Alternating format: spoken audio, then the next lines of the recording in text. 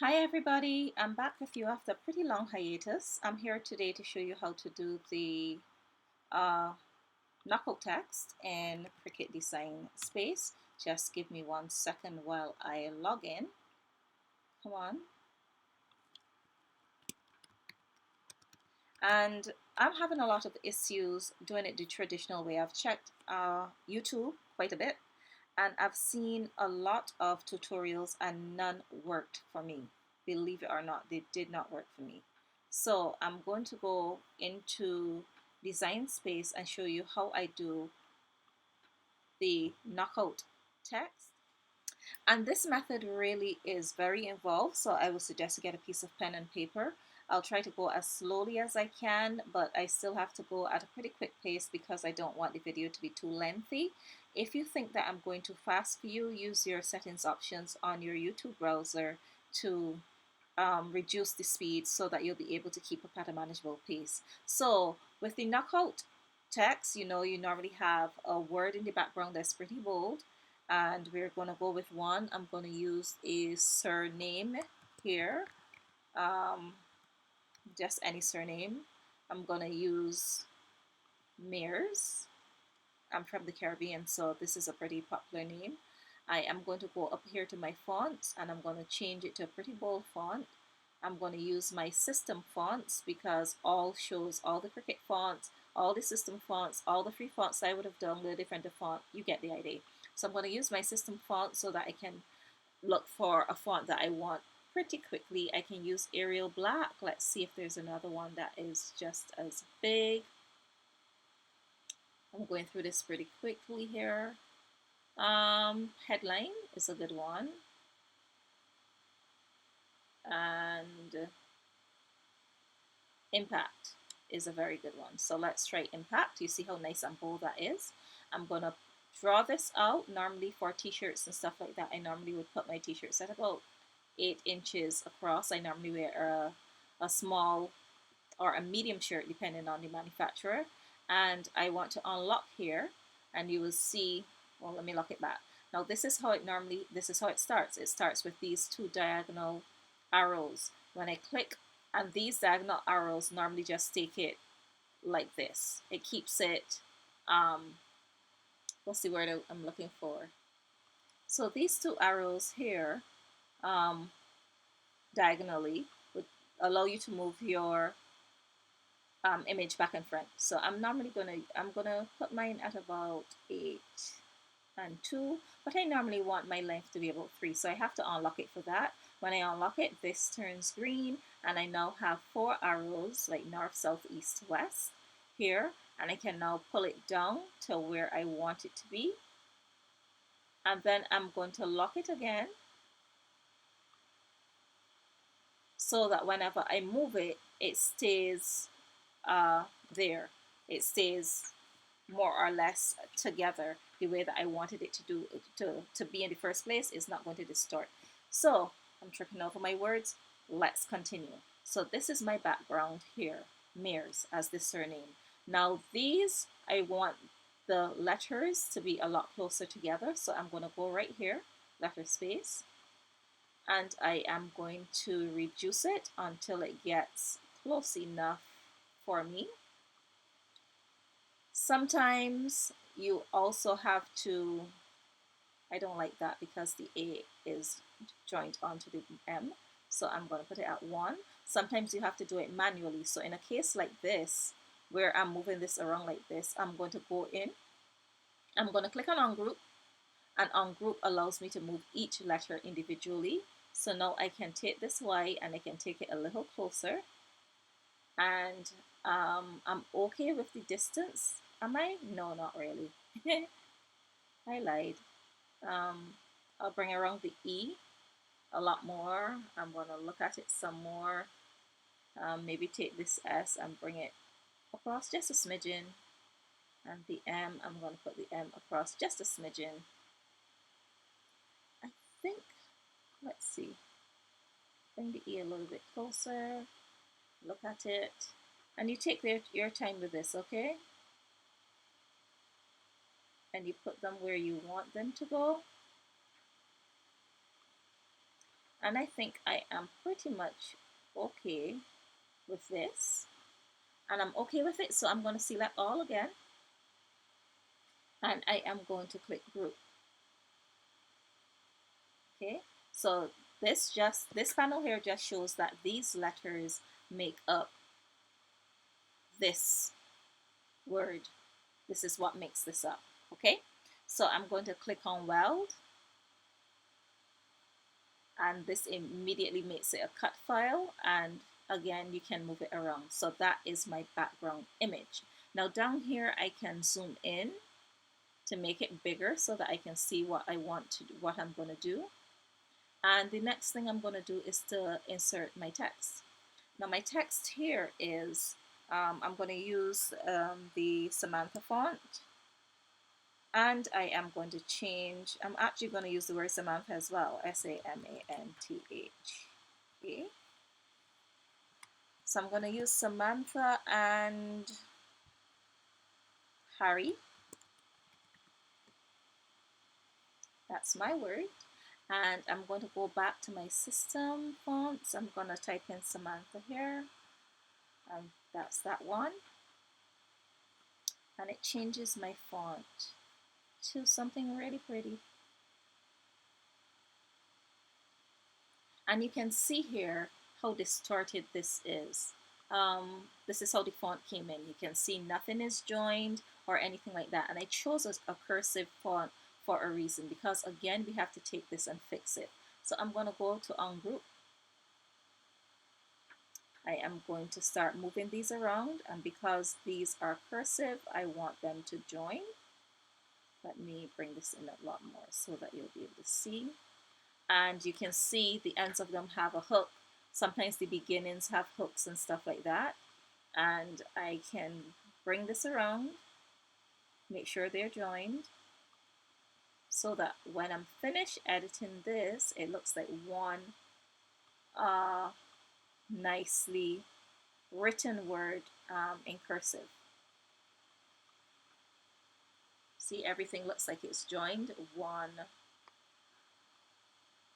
nice joined word. So this H, I'm going to bring this across. Put that right there. Kissing the T just a bit, but that is really pretty to me at least. I'm going to bring the A across. And there we have Samantha. And I'm going to bring the ampersand around here.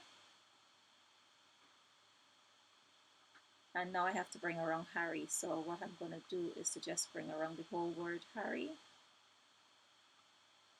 Bring that around first so that my H is where I want it to be. And then I'll start moving the other letters. So that's my A. This is my R. I'm going to make sure that my hook from my A looks as if it's traveling up through the R and completing that R to make it look complete. And I'm going to do the same thing with this. I'm going to line up this hook here with this part of the R, so it looks like one smoothly written letter, like that. And you get the idea of what I'm doing. I'm just going to bring the Y, sit it right there, and that is my couple, my fictitious couple nonetheless. So I'm going to select these. I'm happy with how this looks, so I'm going to select these. I'm using my keypad, guys. And I am going to group these, and I am going to weld them together so that they stay together. And look at what happened with my A here. I am not sure what happened with that, so let's see what happened. I'm going to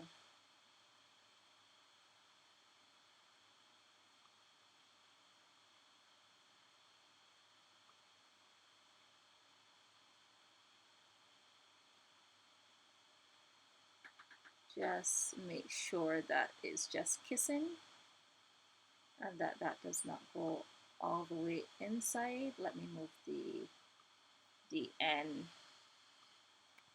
the T, the H, and the A. And just bring these around so that there are, I think that's good there.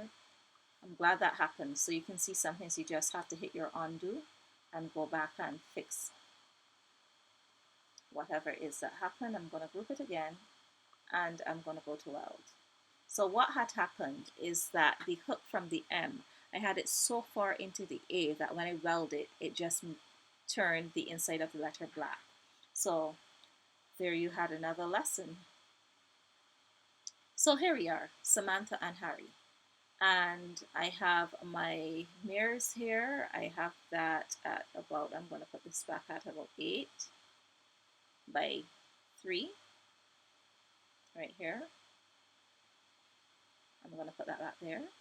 And I'm going to take this, the Samantha and Harry, and I'm going to make this smaller so that it can fit inside here if I have to. I know you can't see that. I'm going to change the color just a little bit so you can see it. And I'm going to put it here so that you can see. Just bring it closer. Just want you to see that I am just trying to get an approximate size of what my cutout will be. Okay, I'm going to take that from there now, and with your cursive text selected, you are going to click on, if you don't know how to select your text, just use here and you select the one that you want. A box is going to come up around what you want. I'm using my Mac, sorry. So if I wanted to select both, I would hold the command key down and click on the other one and it will select both of them. I don't want both selected. I only want the Samantha and Harry selected. I'm going to select that. I'm going to go up here to fill and I'm going to click the arrow, the drop down box, and I'm going to change this to print. Now when I change it to print, this is what happened. It's going to change the color and everything like that. And then I'm going to click on make it. And this is what is going to happen. Now this is where things get a little interesting and it changes a little bit from what you would have been accustomed to. And as I said, the reason that I do it this way is because I have challenges every time I try to do it the traditional way. I'm being just asked to save it as a web page, and that's the only option I have. So I had to find another way, a workaround. So I'm going to click on continue. I'm going to click send to printer, and you're going to need to have this option on. It normally comes up on, but if it's off, you turn it on where you see this green part showing. So that's on, and here I have to use the system dialog. So this is where it differs from everything else you have been taught. So I'm going to click use system dialog, and it says important. After clicking print, your print dialog may appear behind your design space application. So I'm going to click on print. This happens, nothing pops up because as it said, it may be behind here. So I'm just going to bring this down a little bit, and here it is. So I need to change this. I need to save this. So I'm going to use this drop down box right here. Don't change anything else. Just come down here and you're going to save as PDF. Okay. So click save as PDF. Another drop down box is going to open up. Nothing in here you can change. Don't even try. I tried it many times. You can't change it, but you will be able to change it later. So that's there. Ask me where, desktop, and I'm going to click save. Okay, now that has gone to my desktop. So what I'm going to do is that I'm going to look for that untitled image that I just sent there, and I'm going to double click on that image, and this is what is going to come up. Okay, I'm going to go up here to file. Remember, I'm using my Mac. If you're using a Windows-based application, it may be slightly different, but I'm going to go up here to file, and I am going to export. I don't want to export as PDF. I just want to click on export. I click on export, and this is what comes up here, export as. Now this is where you can change the name. So I can type in my couple's name, Samantha and Harry. I want to go to my desktop, which is fine, but I'm going to change my format from PDF because remember, this is a PDF that we just brought in. So I'm going to change my format from PDF to PNG. So I've just changed it from PDF to PNG, I've left my resolution the same, and you can change that if you want. You can mess with it and see how it works for you, but I normally leave mine the same, and I'm going to click on save. So I have just saved a PNG of this PDF image that I had on my desktop. Okay, I'm going to go right back here, and I'm going to click on cancel. I'm back in this design space, and I'm going to click on cancel. It asks me if I'm sure I want to cancel. Of course I do. And it's going to ask me to cancel again. I'm going to cancel, and it's going to take me right back to my design space. Okay, so from here now we're going to click on upload. We're going to look for the image that we just saved. The image, the PNG image is what we are looking for. So I'm going to look for Samantha and Harry. This is it here. It's a PNG image, and it told me the time and the date today that I did it, so I know it's this one. I'm going to choose this one, and I'm going to click on simple, and then I'm going to click on continue. I'm going to make this a little bit smaller, zoom out so that you can see it. And in this pane, I want to remove this light blue background. So you use the select and erase tool that looks like a wand. Just click away from your words, click away here, and you can see the checkered mark that you normally see that is normally associated with PNG images. I'm going to click anywhere else here on the light blue or the dingy blue to make that clear. And then you have to be very, very clear. Sorry, you have to be very, very careful with words that have loops, like the A's and the T's and the H's and the P's and the Q's and the R's and the E's, if you understand what I mean. So what I'm going to do now, I'm going to make this big enough so that I can see it. And I'm going to carefully position my cursor in the center of whatever it is I want to remove. And I'm just going to click on it. And you can see where the checkered background appears. I'm going to do it again here between the T and the H, and in the H itself, in the ampersand at the bottom, and right here. I'm going to do it here in the Y, and I have some A's that are very, very small, and I'm not sure if I can get that. And my kind of OCD wants me to get it, so let's see if I'm going to be able to get it. And the trick, now don't do this if you're not comfortable, because you can always contour and take it out when you get over into design space again. But my trick is my cursor is a plus sign. So where those two lines, the horizontal and the vertical one, intersect is the center, and I make sure that the center of it is on what I want to remove, and I press, and there that goes. So I'm going to attempt to do that with all of the other ones. Just make sure that that is in the center, because if you click on the blue, the actual text, you're going to have to start all over again. You don't want that. So you're going to go right in the center, click that, just to remove it. And this is just me being totally OCD. And I have succeeded in doing it. Now, the next thing you have to do is to remove the black border that is around the word. You don't need that at all. If you happen to save it like that, again, you can contour it out in design space. But you're going to click here on erase. Or you can use the wand. If you are steady hand, you can click on it, but you can see that that left a lighter border around. And then for me to do that is too involved. I would have to bring it really, really high up and then click on it, and oh, it's actually behaving itself. It knows that we have visitors. Did I speak too fast? Oh, I think that's the first time that actually happened for me. But in any case, don't play around with it like that. Just go on your eraser. You can make your eraser as big as you want. The circle denotes the size of the eraser, or as small as you want. And you want that a little bit bigger, like about here. And just use your eraser and erase the line. That is a lot quicker. Okay, now after you've done that, we are going to click on continue. Now when you click on continue, It's going to ask you if you want to save as a print then cut image, or if you want it to save as a cut image. I always select save as a cut image, and this is going to be outlined in green.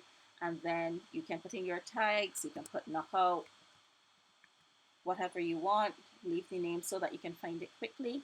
Click on save. You're going to be brought here. It says your image was uploaded successfully. And then I'm going to click right here, Samantha and Harry, and I'm going to click on insert images, and that is going to insert it right into my design space. But when it does that, it's going to insert it vertically, and it's usually on the left side. So if you can't find yours, just play with your zoom until you find it. It's always on the left side.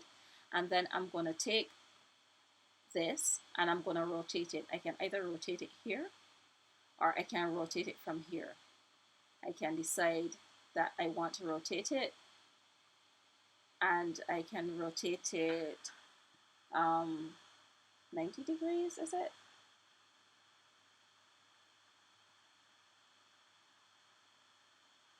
And I can put a minus in front of that, minus 90, I think. Yep. And that gives me my knockout for Samantha and Harry. So I'm going to change the color of that so that you'll be able to see it. I'm going to change that to yellow. And this is your knockout. Now what you do then is just position it on whatever your background word would be. Position it wherever you want. Remember, wherever you put it is wherever it's going to cut out.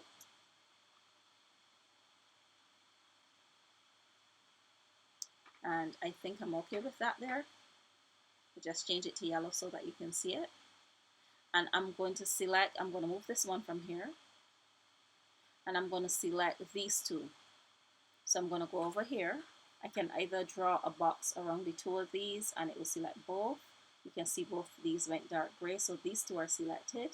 Or I can select them individually by holding down the command key and clicking on which ones I want to select.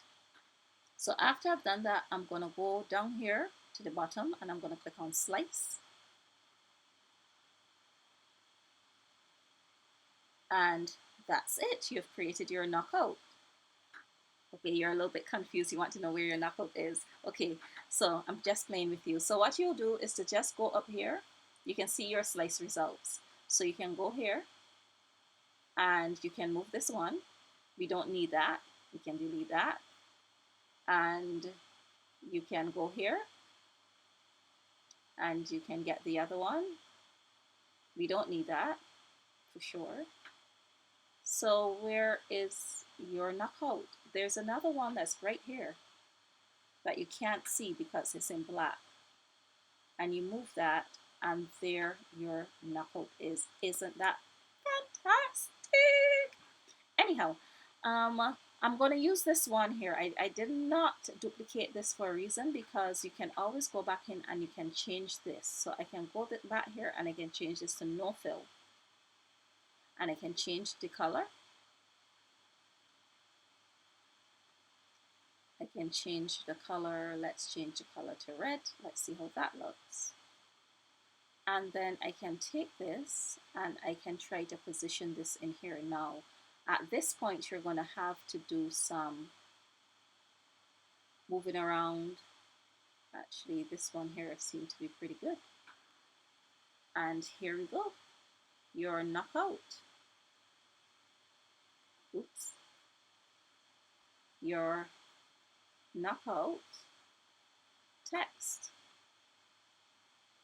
Now, guys, this has a lot of steps. But it really, really, really, really, really is easy when you get the hang of it. You just have to follow the steps systematically.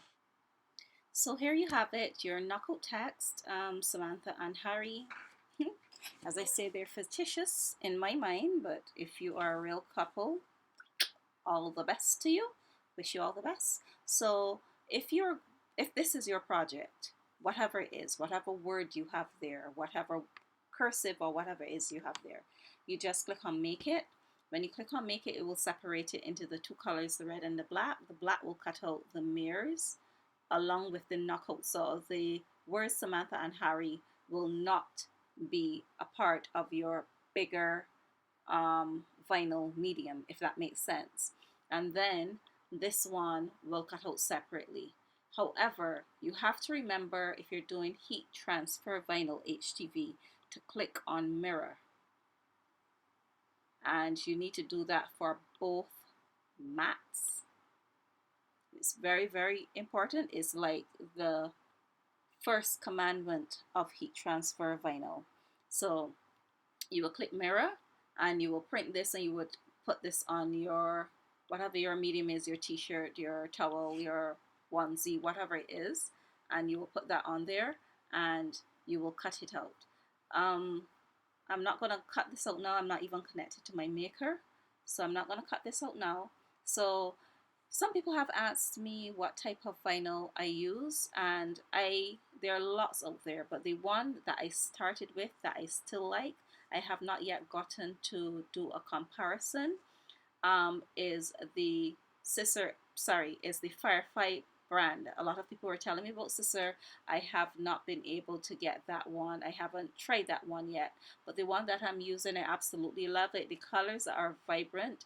It is a dream to weed, and it is very, very easy to use. It gave me no problems at all right out of the box. The glitter and the foil, oh my gosh, those colors are beautiful.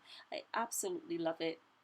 And until I'm shown something different, I'm going to stick with what I know about and what I have. That is what I have. You can search for it. I got mine off of Amazon. You can search for it and you can try it. Anything else I have to tell you? I don't think I have anything else to tell you other than to get your feet wet, as we say here in the Caribbean. You know, jump in with all 2 feet and start it. Is not as difficult as it looks. This project looks very time involved, but it is really simple. As soon as you get the hang of it, you will see how simple it is, and it makes for some beautiful gifts. The sky is your imagination, and that's it. There you have it, your knockout font using a Mac. I have a MacBook Pro, and using Google Chrome for design space, and it worked beautifully. I could not use the traditional way of doing it, even though a lot of people said it was updated. Just would not work for me. This one works for me, and if you are in my position where you were being told all the time to save as a web page and that was your only option, try this option and let me know how it works. You can drop me a comment down below. Don't forget to comment. Don't forget to subscribe and turn on your notifications so that you will get some notifications, because I'll be putting a lot more, not a little, a lot more Cricut based craft into my YouTube channel. So thank you for stopping by. I hope this helps you tons, and until next time, keep crafting. Bye bye.